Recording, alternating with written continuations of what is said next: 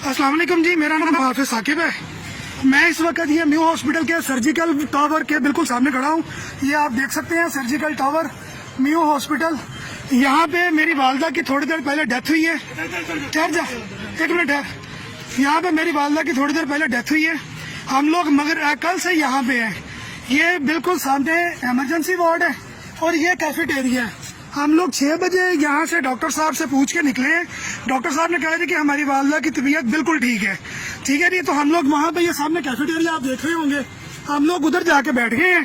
तो अब ये खाना लेकर के आया भाई छोटा, हम अंदर खाना भिजवाने लगे हैं। तो वो कह रहे हैं कि आपकी वालदा की डेथ हुए 3 घंटे हो गए हैं।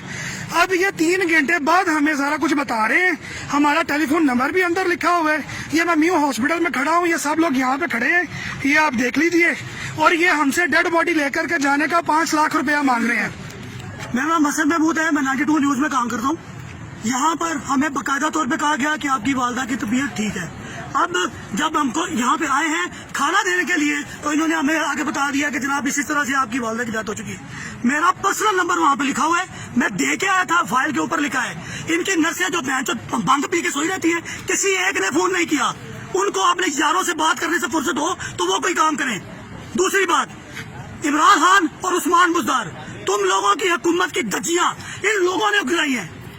वकीलों ने जो इनके साथ किया था, ये तो सफेद पोशाक पहन के सफाक कातिल हैं। 5 लाख रुपया हम लोगों से हमारी डेड बॉडी के लिए ये लोग मांग रहे हैं। हम नहीं देंगे। नहीं सर, नहीं हसन, मैं तेरे दी भैन ठोक के लगांगा। इन्होंने पूछो मदीने की रियासत दावेदार नूं आए डॉक्टर नूं पूछे किहड़े मेडिकल रैप तो उन्होंने पैसे नहीं ले। कितनी ड्यूटियां इत्थे देंदे ने ते जाके भैन चो अपने पर्सनल प्राइवेट क्लिनिक से जाके बंदे ने 5 लाख रुपया साडे को मंगदे ने। 5 लाख रुपये डेढ़ बॉडी देना भाई ने 5 लाख रुपया मैंने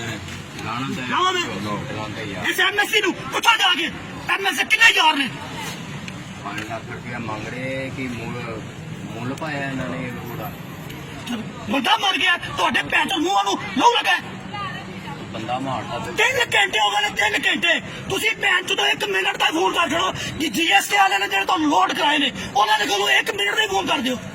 ਤੁਸੀਂ ਆਪਣੇ ਪੱਲਿਓਂ ਕਰਨਾ ਤੇ ਤੂੰ ਪੀਟੀਸੀ ਲਗਾ ਅੰਦਰ ਮੇਰੇ ਨੰਬਰ ਦਾ ਫੋਨ ਕਰ ਦਿਓ ਤੇਰੀ ਮਾਂ ਮਰ ਗਈ। ਇੰਨੀ ਸਫਾਕੀਅਤ ਇੱਕ ਕਰੋਨਾ ਨਹੀਂ ਇਸ ਕੌਮ ਦੇ ਸਪੈਸ਼ਲਿਸਟ ਡਾਕਟਰਾਂ ਦੇ ਇਹਨਾਂ ਭੈਣ ਚੋਦਾਂ ਦੇ 10,000 ਕਰੋੜ ਆਣੇ ਨੇ ਇਹਨਾਂ ਦੀ ਔਲਾਦ। 3 ਘੰਟੇ ਮੈਂ ਬੋਲਿਆ ਨਾ, 3 ਘੰਟੇ ਦਾ ਜ਼ਿੰਮੇਦਾਰ ਕੌਣ ਹੈ? ਸਾਹਮਣੇ ਬੈਠਾ ਤੂੰ ਨਰਸ ਨੇ ਫੋਨ ਤੱਕ ਨਹੀਂ ਕੀਤਾ। ਚੱਲ ਮੇਰਾ ਰੋਟੀ ਦੇਣ ਦੇ ਵੱਖਰੇ ਪੈਸੇ ਲੈਂਦੇ ਨੇ ਅੰਦਰ। ਮੈਂ ਖੁਦ 200 ਰੁਪਇਆ ਦਿੱਤਾ ਉਹਨੂੰ, ਉਹਨੇ ਕਿਹਾ ਮੈਂ ਬੋਤਲ ਪੀਣੀ ਮੈਨੂੰ ਪੈਸੇ ਦੇ, ਮੈਂ ਤੇਰੀ ਰੋਟੀ ਅੰਦਰ ਦੇ ਕੇ ਆਉਣਾ। ਭੈਣ ਚੋਦਾ ਕਰਤੂਤ ਹੈ। ਵੱਡੇ ਤੋਂ ਲੈ ਕੇ ਛੋਟਾ ਤੱਕ ਹਰ ਰੋਜ਼ ਤੱਕ 200 ਰੁਪਇਆ ਲੈ ਕੇ ਅੰਦਰ ਰੋਟੀ ਦੇ ਰਿਹਾ। ਇਮਰਾਨ ਖਾਨ ਦੀ ਭੈਣ ਚੋਦ ਹੈ, ਇਹ ਮਦੀਨੇ ਦੀ ਰਿਆਸਤ। ਛੋਟੇ ਤੋਂ ਲੈ ਕੇ ਵੱਡੇ ਤੱਕ ਤੁਸੀਂ ਦੂਸਰੀ ਗੱਲ ਕਰਕੇ ਵੇਖ ਲਓ, ਬਾਹਰ ਫੁੱਟ ਕੇ ਮਾਰਨਗੇ। ਮੈਂ ਜਰਨਲਿਸਟ ਹਾਂ, ਮੈਨੂੰ ਇਹਨਾਂ ਦੀ ਇੱਕ ਕਰਤੂਤਾਂ ਦਾ ਪਤਾ ਹੈ, ਲੇਕਿਨ ਨਹੀਂ ਬੋਲ ਰਿਹਾ।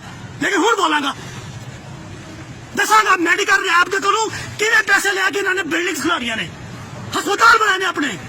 ਹਰ ਦਵਾਈ ਦੇ ਪਿੱਛੇ ਭੈਣ ਚੋ 40% ਲੈਂਦੇ ਨੇ। ਰੀਟ ਕਾ ਨਹੀਂ ਜਾ ਮੈਂ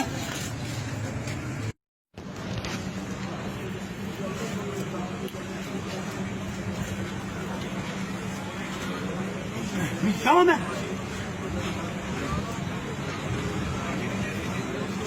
ਸਾਰੇ ਆਪਣੇ ਮਰੀਜ਼ ਬਚਾ ਲਓ।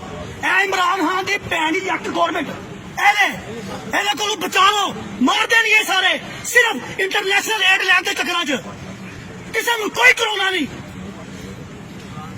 ਇੰਟਰਨੈਸ਼ਨਲ ਲੈਵਲ ਤੇ ਦੱਸਦੇ ਨੇ ਕਰੋਨਾ 5 ਲੱਖ ਰੁਪਇਆ ਮਿਲਦਾ ਉੱਥੋਂ। ਹਾਂ ਇਹ ਅਸੀਂ ਵੀ ਉੱਥੋਂ ਆਏ ਸਾਡੇ ਸਾਨੂੰ ਭੇਜਿਆ, ਕਹਿੰਦਾ ਤੁਹਾਡੀ ਮਾਂ ਨੂੰ ਕਰੋਨਾ ਨਹੀਂ ਹੈਗਾ, ਨਾ ਹੈਗਾ ਨਾ ਦਿਖਾਏ ਹਾਂ ਚੀਜ਼ ਨਹੀਂ ਹੈਗੀ। ਜਾ ਕੇ ਇਹਨਾਂ ਨੇ ਬਣਾਇਆ। ਸਹੀ ਕਹਿ ਰਹੇ ਆਪ ਬੰਦੇ ਮਾਰਦੇ ਨੇ ਪਏ सिर्फ और सिर्फ इस जलील हुकूमत की वजह तुम इंटरनेशनल लेवल दे जाके कहने पे किसी को 5-5 लाख रुपया लिए सिर्फ अपने कर्जे बचाने से। कोरोना पैंसठ रह जाता है, 4 दिन हो गए कोरोना, 3 दिन पहले टेस्ट इतने होया अभी तक रिपोर्ट नहीं आई। तुम छड़िया ला करते हो। ਉਹ ਭਾਈ ਉੱਥੋਂ ਆਈ ਕੋਡ ਮੈਂ ਕੱਲ ਸੁਣਦੇ ਮਰ ਚਲੇ ਕਹਿੰਦੇ ਇੱਥੇ ਹੀ ਬੰਦੇ ਮੰਨੇ ਚਾਹੀਦੇ ਨੇ ਇੱਥੇ।